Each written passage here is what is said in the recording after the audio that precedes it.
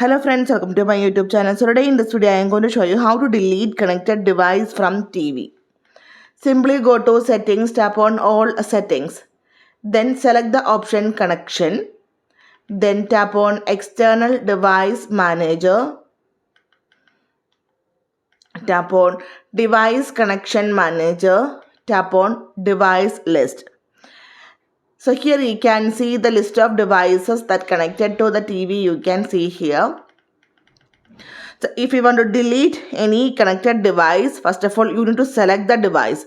So here I am going to select this one. Tap on this one. Here you can see some options. Allow, deny, view details.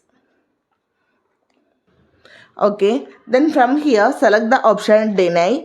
Now you can see that device name is deleted from this list.